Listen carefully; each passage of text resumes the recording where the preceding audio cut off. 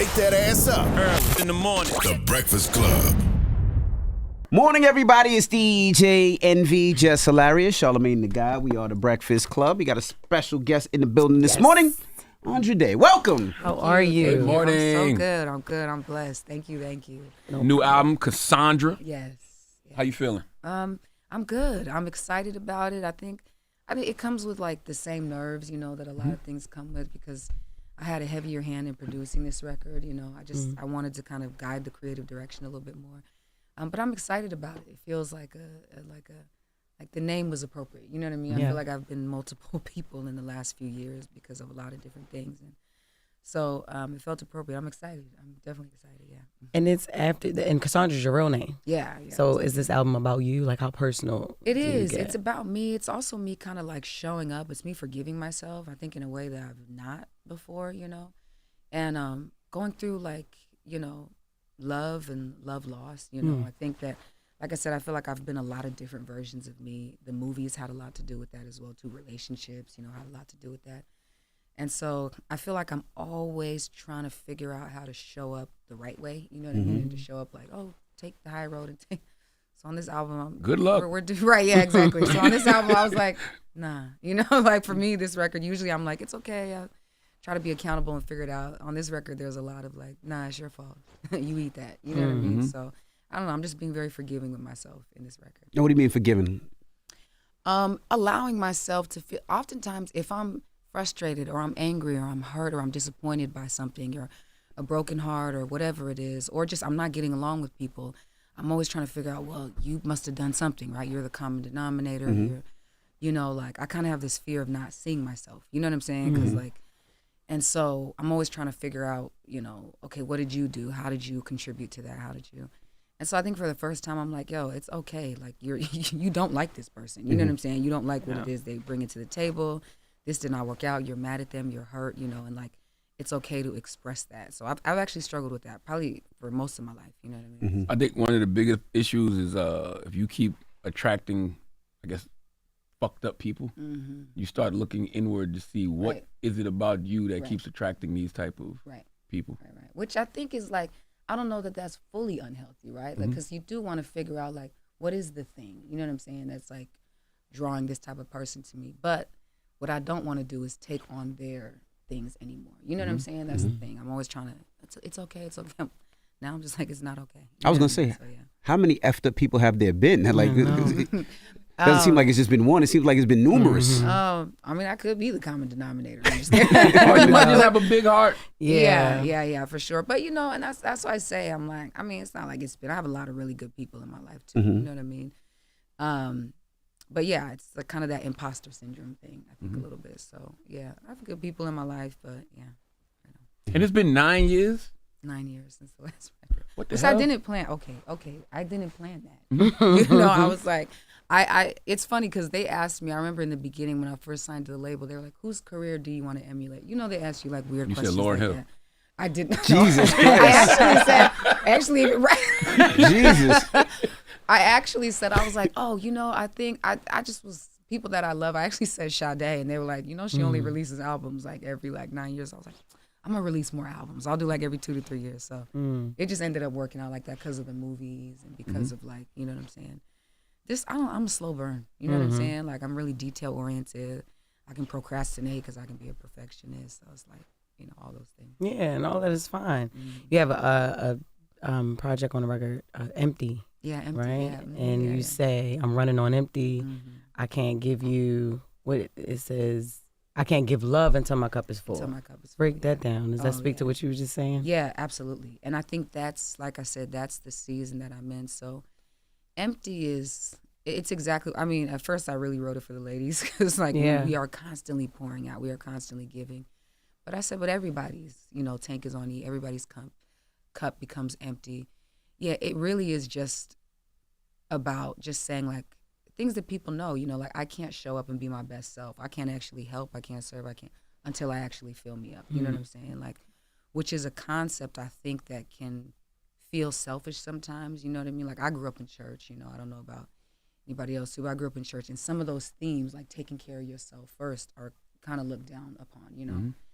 But I think as you get older, you begin to understand, like, no, I need to be full, like spiritually, all these things, before I can actually do that. So yeah, I mean, it's also about a relationship too. Yeah. Like, you know, this person who just wants so much, you know what I'm saying, from you. But it's like, and realizing too, like, you know, this person, this dude that I was talking to, you're not pouring into me, you know, the way I'm pouring into you. So it's really about taking your space and your time and accepting the fact that, like, the scary part about doing that is that you can lose people sometimes. You know what I mean? Like, when you're actually taking your space and stepping into your power and taking time to fill up, it's foreign. Like, people get comfortable with you functioning a certain way that helps and serves them. And so, you know, the scary part for me is like, oh, I don't want to lose people, but sometimes you have to be willing for them to grow and for you to grow, you know. So that's exactly what it is. I'm glad you resonated with that. That's cool. No. When you talk about the 9 years, right, and you're making a personal album, like, you're so many different people within 9 years. Yeah. That's so many different seasons. Like, so how do you, and you had to make more than one project, or maybe the project took a bunch of different lives. No, you're right about that, actually, because we have a lot of songs, you know what I mean? I mean, 15 of them, technically, it reads as 16, made the record, but it's a lot, you know what I'm saying? And I think for me, once we kind of came down to putting the record together, it was just about what songs still stand, you know what I'm saying? What songs still represent me? What songs still feel like timeless, you know what I'm saying? But you're right, you are a lot of different people. In 9 years, relationships change you, you know what I'm saying? Like, relationships that hurt, relationships where I made mistakes, and I'm like, oh, wow, I've learned from that. The movie definitely changed me. Billie Holiday had a huge impact in my life. Yeah, her toxic ass. You had to be my her God, toxic. my God. You know what I would say though? I would say toxic and beautiful, both. Very much. You know what I'm saying? Like, we do understand, but like, women of that time, Black women of that time, you know what I mean? So many limited options, and people really hated her because she was like, those options, nah. You know what I'm saying? Yep. Like, she has this quote where she said, like, I don't want to be anybody's damn maid. You know what I mean?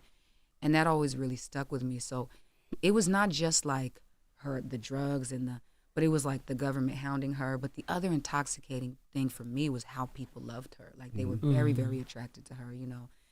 So that transformed me. I lost a relationship because I changed drastically. You know what I'm saying? When I came back, things were the same.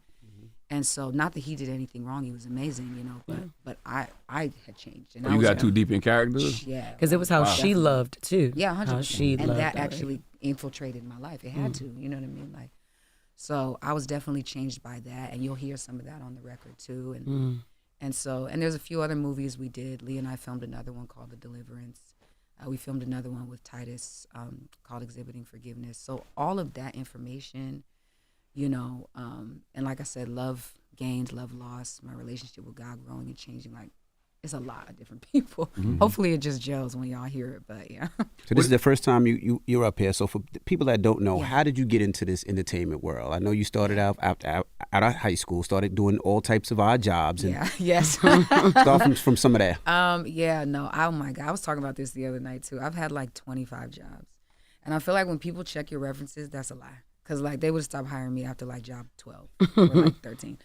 But so it was. I've always wanted to do this. Like, this has always been. I went to a performing arts school, you know, and so. But for me, it was really deciding, like, do I want to do Broadway? You know, because that's kind of what the school trains you for. Or do I actually want to be like an artist? And then, you know, around 16, I feel like I finally decided, like, okay, recording music is what I actually want to do, and be an artist, create kind of my own. You know what I'm saying? Journey. And so I was, you know, it's so funny. Sometimes it's hard to, you know, somebody said to me the other day, you didn't skip any steps. And I'm like, yeah, definitely no steps skipped. But You wanted to, though. I definitely wanted to. Like, I was like, I want to right now. You know what I mean? Right.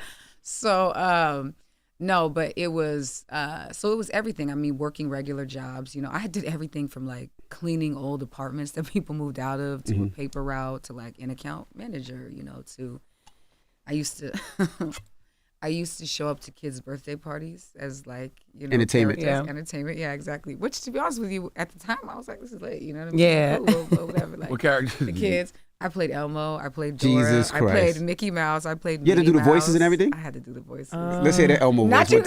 you. Oh, I don't even remember the Elmo voice. I know the Minnie voice was like.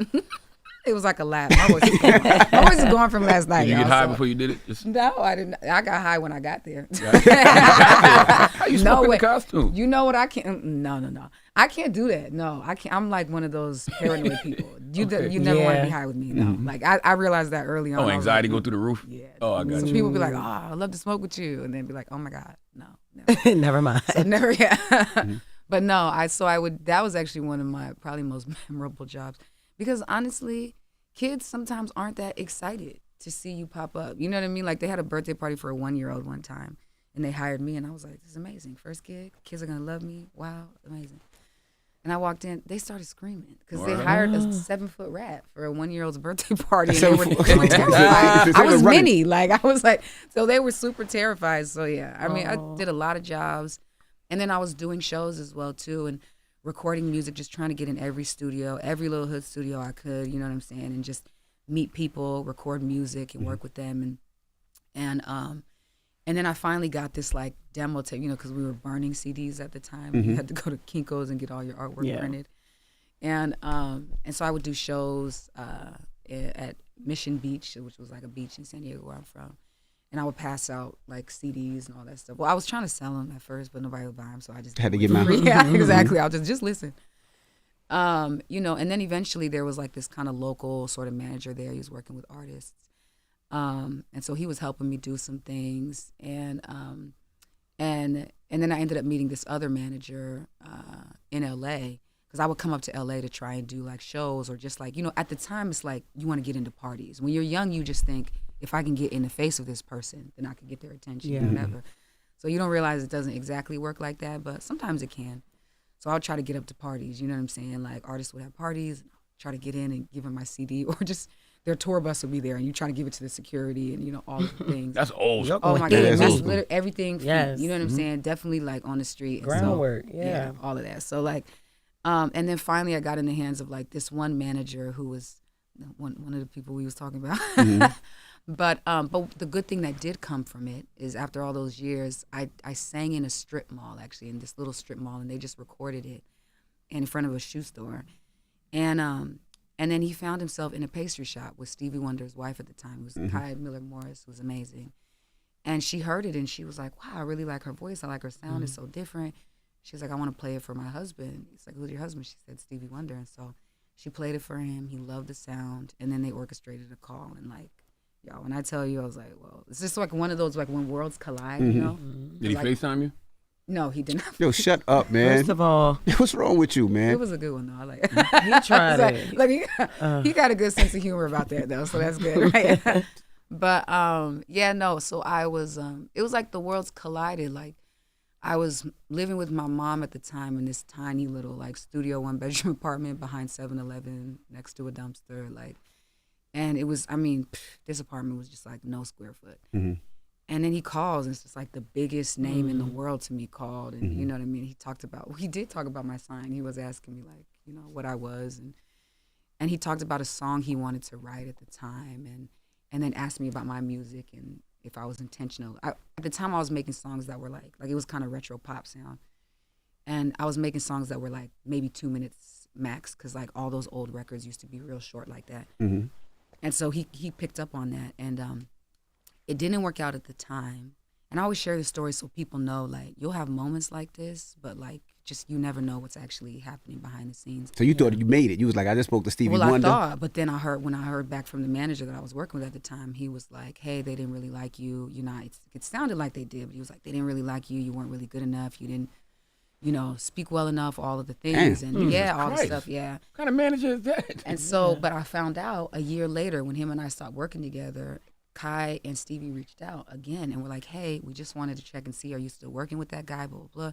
And I said, "No." They said, "We held on to your information." So they brought me up and told me that he asked for, I think they said 20 or 50, something like that, $1,000 in order for me to actually just get in the studio and meet them and talk with them, that they had to pay him that before I could get with them. And that's what made them be like, the business is right, let me move on.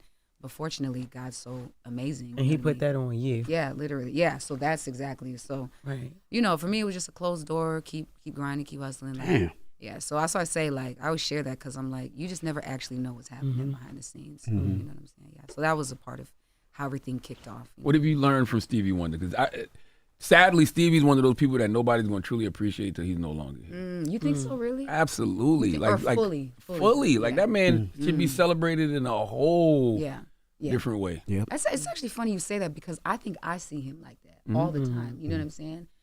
But it's only like recently where sometimes I run into people, they're like, oh, yeah, okay. You know what I mean? And I'm kind of like, I've always seen him like that because we grew up with him. You know what I'm saying? Like, and he was one of my dad's favorite singers, my favorite singer. So I've actually learned quite a bit from him. I will say I think the thing I've learned the most from him is less about what he says, even though he does say this, and more about how he moves, you know. But it's to stay hungry, like always, you know. Him and I actually went to, well, myself and his family, we went to like brunch, you know, a while back. It was like right after church, and it's funny because he was working on music, you know what I'm saying, at the time, and so he had his headphones. He always keeps it on him, just like listening, you know. And so he sits down and he tells me, he puts it in my face. He was like, you know, Andra, I really want you to listen to this. Like, tell me what you think. And he was so nervous, like genuinely, you know what I'm saying? And like really asking my opinion, which, you know, when certain people ask for your opinion, you're like, why would you? You don't need my opinion. You don't need my Like opinion. you're Stevie. Like, you have done this to the highest level and the highest degree, like you said, your whole life. Since you were, what, 9? You know what I'm saying? Like, but he's still like, I just don't know if it'll resonate with people, if they'll like it, and da-da-da. And I just thought it was really beautiful in that moment, like his humility of like, I wonder how people will receive this and how they'll like it. And so he's really taught me to just always stay hungry, you know, to not let it cripple you, but to always have those butterflies a little bit about what you do, you know what I'm saying? That's probably how you keep that longevity, by asking those kind of I questions. think so, exactly. I think once you feel like you got it, you know what I'm saying? Like, you know, it's good to be confident, but time changes constantly. Seasons change, tastes change so much, you know, so. And I think as artists, if we're truly being ourselves, we have to evolve. Otherwise, you can't live. You know what I'm saying? Like, What did you learn about yourself and lose about yourself playing Billie Holiday? Ooh. I learned about myself that I'm a lot more like her, maybe in ways that I wouldn't necessarily want to be. You know what I'm saying? Like, I learned good things and I learned bad things, right? Like, one of the tougher things to deal with is that, like, I'm not good with relationships. You know what I'm saying? I don't make good decisions. I can be very selfish. You know what I'm saying? Like, and so I think it's funny because I feel like a lot of that I put down before the movie, but I had to reopen a lot of that. And acting's very interesting because people think that you're like pretending, right? You're faking, you're acting, you're putting on a show. I think if you really, really want to do well, you actually have to be more honest with yourself than most people are comfortable being. You know what I mean? And I learned that from Tasha and from Lee. So playing Billie just, it showed me that, like, yeah, we're not different from her, right? She came from a different time period. But she was still a woman who wanted love. You know what I'm saying? It was like, you know, willing to do whatever, you know what I mean, with whoever to get it. And, but I also learned about her that, like I said, referencing earlier, that as a woman standing in my power, it will intimidate some people. Some people will be uncomfortable. They'll want you to either come up to where they are or come down to where they are. When you just kind of stay where you are, where you're supposed to be, vibrating and resonating, that can be uncomfortable for people. You know, and for her, it was dangerous, right? You know what I'm saying? Like, for us, it can be dangerous. It's not quite the same, but you know what I'm saying? It can be dangerous. So I learned, I learned that in a good way, right? You know, I learned that, like, and then, like I said, from the negative side, just learning that, like, oh wow, I need to, when it comes to relationships, I need to examine self. You know what I'm saying? Spend more time there and in prayer and therapy. You know what I'm saying? About all of that. And gosh, there's really a lot of things I learned from her. Also, you know, what I love about the movie is that people got to know her as, like, a godmother of the neo-civil rights movement, right? Instead of just a tragic drug addict or a tragic, like, you know, those things were planted on her. Those things were imposed upon her because of her circumstances, because of her singing Strange Fruit. But her willingness to give up her life for what she knew was right, and, you know, regardless of the drugs, of anything, for her, like, her sharpness to be able to still be clear about that, even with everything that was in her body, how her body was breaking down, how people were attacking her. Like, I want to touch that. Like, I want that. You know what I'm saying? And so I learned a lot from her. Yeah, I loved being her. I really, really loved being her. And you seemed definitely so connected with the character. Like, yo, you thank you. killed it. Thank You you. were so Thank you phenomenal. so much. And she's from Baltimore City. I am too. Yeah, so exactly. all I knew was her as a singer and the drugs and everything. And I really learned her story through watching you play her. Wow. So I'm like, damn, it just made me want to, girl, listen, after I watched the movie, I'm like researching and doing I'm like, damn. So she went through so much. So much. And like you said, willing to give up her life for, things that she believed. One of the things they didn't show in the movie, which we shot, is like she would leave the club and multiple times police would be shooting into her car. You know what I'm saying? Like it was very like, but she would still go on and actually sing the song, and she had her hesitations. But I love that you're from Baltimore, because I was able to finally see the statue of her that I think is in Fells Point, right? Like where she's from, you know what I'm saying? Like, and when I was there, it's like I could see her and picture her as a little girl, like cleaning steps and doing all that stuff, you know. So, yeah, no, she is, and actually, the fact that even you being from Baltimore didn't know that like she was really this civil rights hero, like before the movement had really kicked up, it was her singing this song and the death of Emmett Till that really kind of sparked everything. But just think everybody over 50 was in the civil rights movement. First of all, no, I don't. I can't wait to go back to Baltimore. Everybody over 50 was not in the civil. No, that's why I get tired of being up here in New York with them. Need to go home. But no, I love that you know that now and people are acquainted, because that was the Federal Bureau of Narcotics or investigating. I don't like them, so I don't really know their names. FBI. You're right. There's the FBI. CIA. And then there was the narcotics was the back in the it was the But yeah, so that was their goal. She was way, way, way too famous, way too loved. They were trying to really kind of like get rid of her legacy entirely, and they couldn't. Yeah. But there were a lot of interviews that went missing, all the things. So they just changed the narrative. It was like, hey, she was just some tragic drug addict, like a failure in life, successful in music, but a failure in life, which is not true. So I'm happy to be a part of telling that legacy. You know what I'm saying? So what did you lose about yourself? What did I lose? Yeah. Ooh, my part about of yourself. About myself. Yeah. Well, physically, I lost part of my voice. So, I know, she was so raspy. Man, it took like, which is, here's the truth. I would do it again. You know what I'm saying? Because I do feel like she deserved that level of commitment. You know what I mean? So I will tell you, along with that, it's so weird. I gained a confidence. You know what I'm saying? Like once I was done playing her, there was, I don't want to say a carelessness, but it was, I was sort of walking into rooms a little less worried about how it would go. You know what I'm saying?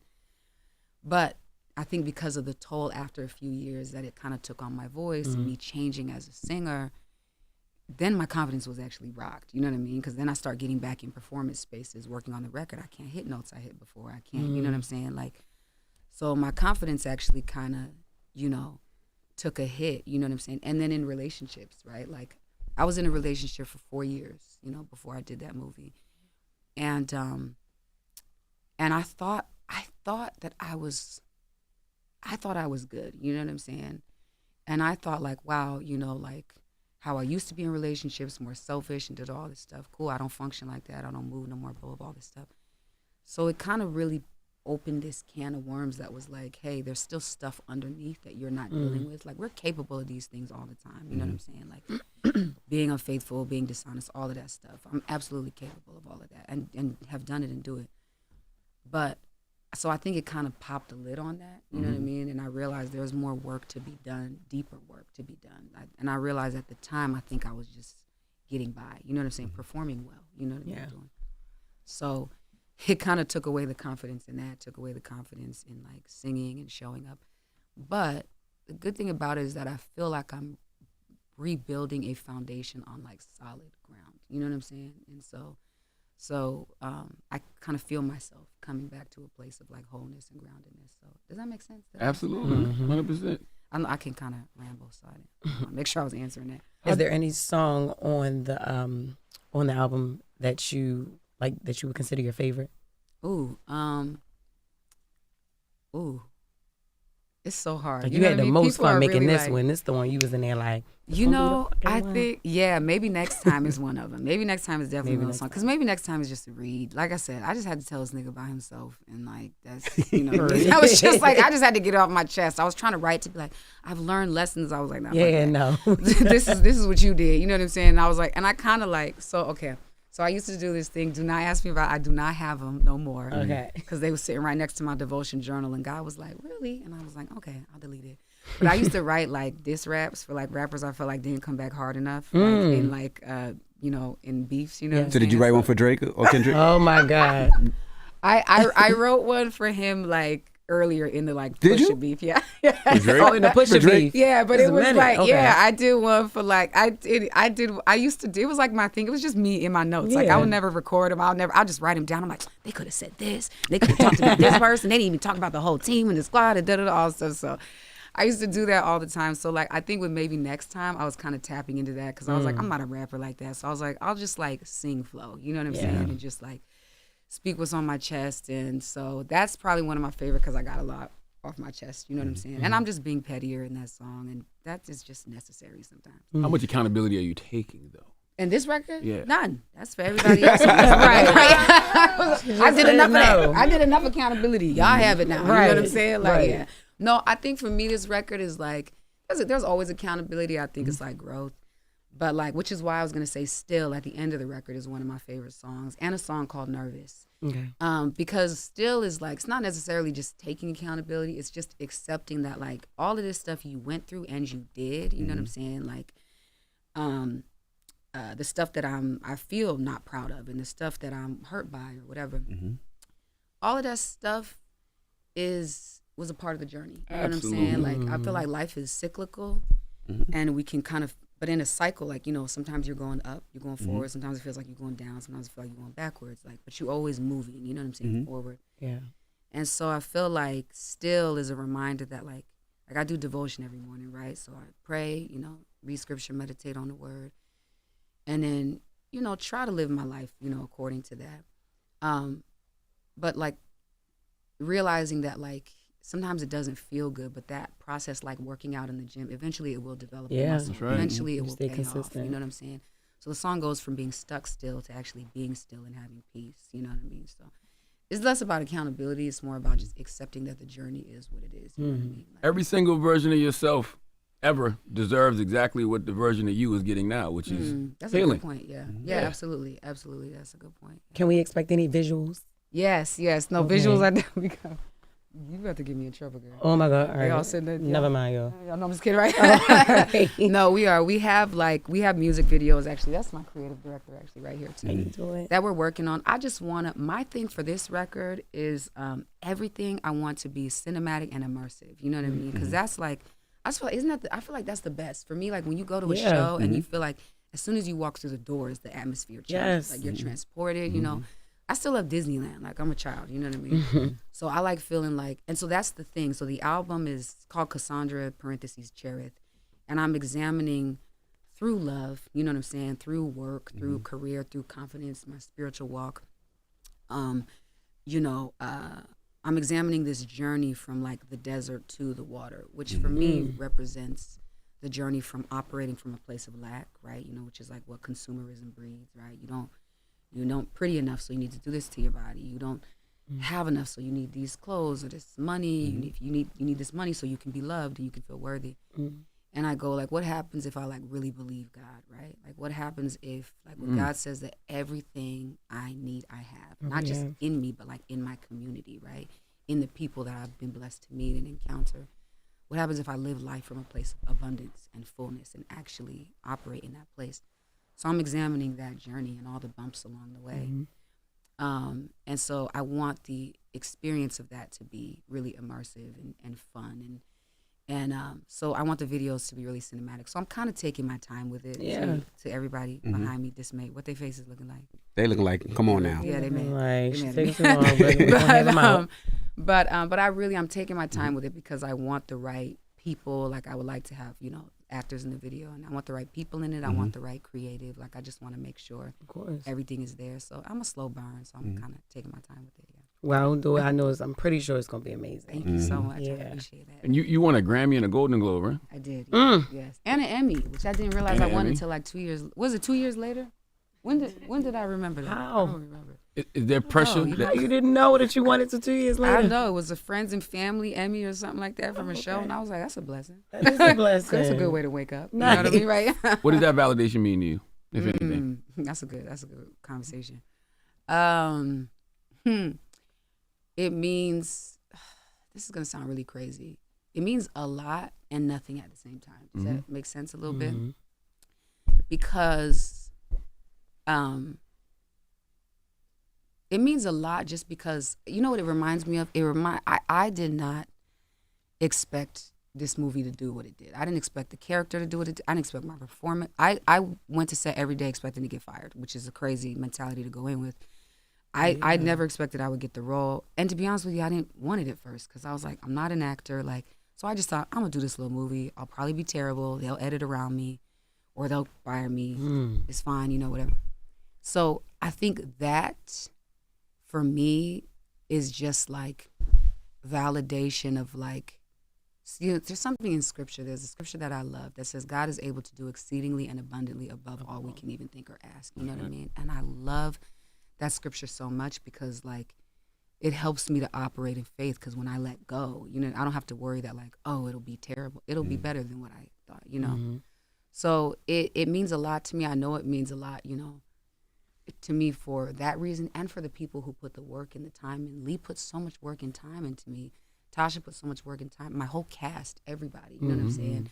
Trey, Tyler, Devine, Miss Lawrence, Garrett, Evan, so there was a lot of people really rooting for me, you know what I'm saying? And so it just shows me that community and collaboration is where it's at. I hear the term self-made often, right? I got it on my own, nobody helped me.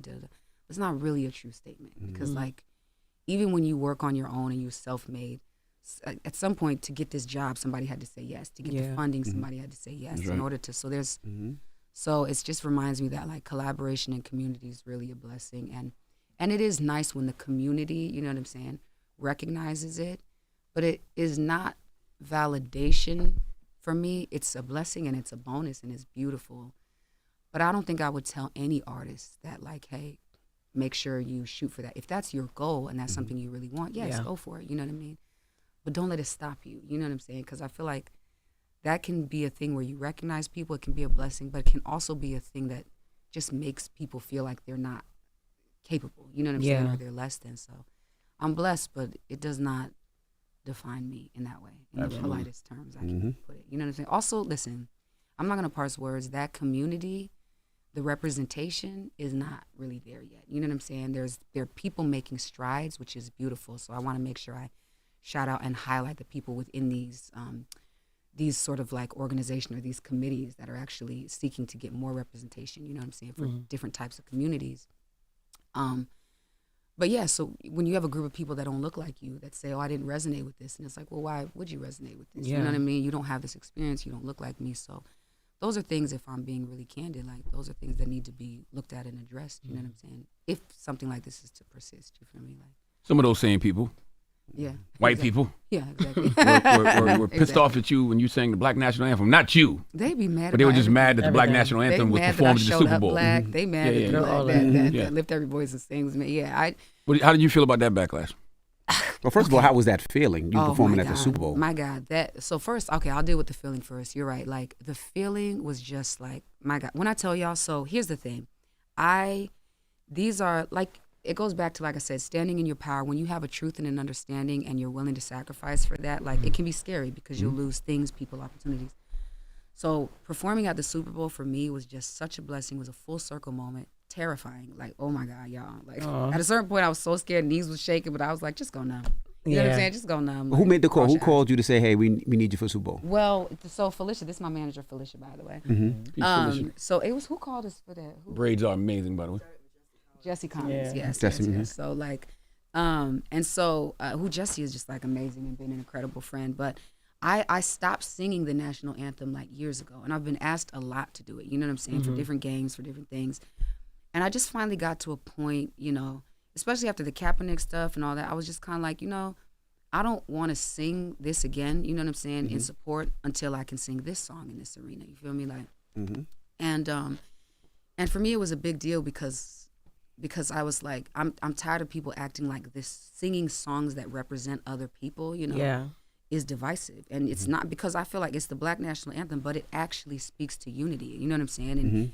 and I think opens people's eyes. And so it was really a full circle moment, because to get the call, because when she called me, she was like, they want you to sing the anthem at the Super Bowl. And before I could even go into, I don't sing the anthem, they want you to sing Lift Every Voice and Sing. I was like, So even if it was the regular one, you wasn't going to sing at the Super Bowl? No, for sure. Love that. Yeah. Okay. So like, so the fact that it was that after all these years, I was able to do it and to sing that song on the biggest stage was so crazy. I was so nervous, you know, but I knew that like, I'm aligned, like I'm walking in purpose here. And so, and to deal with like, you know, the feeling of right, all the backlash from just the angry whites, you know, who didn't want me to sing it. To be honest with you, it's funny because I think y'all brought it up to me one time and it was like, hey, you know, how do you feel? I honestly was not paying attention to it at all. You know what I mean? Like, and I'm not even saying that as like cap, where I'm just like, oh, to protect my people. I really didn't know at first. You know what I mean? And then once I found out, it was just like, I don't care. Like, I really don't care. Yeah. And I think that's the thing. Like, when you walk in purpose, like I said, it was like, some people will be mad, you know what I'm saying? Right. And listen, they're not just mad about the song being sung, you know what I mean? It's just Black people showing up in ourselves and as we are and who we are in any arena. We don't want you infiltrating our anything, our games, our shows, our culture, our life, you know. But that's not a real representation of like American life, right? You know what I'm saying? Like, so for me, I think my perspective was a spiritual perspective where I go and God's working on me on this part, you know what I'm saying, about loving everybody, even those white people. But so that was my thing. I was like, you know what I'm gonna choose to do is love you the way I love everybody and just distance myself, you know what I'm saying? Because the truth is, y'all gonna be mad, you know what I'm saying? Sure. Like, anyway. And the sad part is, what you, in sitting there angry, you actually gonna miss the blessing of what this moment could be, you know what I'm saying? Like, you're gonna miss what this song is actually saying. You're gonna miss what you can learn from these people's struggle, you know what I'm saying, and from their triumph. Like, and so more than anything, I felt bad for them, you know what I'm saying? I was like, y'all could stay over there. So I was just really like, nothing was gonna stop me from doing this, you know what I'm saying? And so nothing did. Yeah, and I feel like the truth is, people will always find a reason to be mad. They will always find a reason to be mad as long as they have to share. But that's just, time is gonna continue to turn over, and those people will be phased out, you know what I'm saying? That's right. Well, the album, Cassandra, comes out May 10th, and we appreciate you for joining us. Thank That's you this so Friday. much. Thank you. Oh, my God. I was really excited about this. Thank you. Thank you so much. Ladies and gentlemen, it's Andra Day. It's The Breakfast Club. Good morning.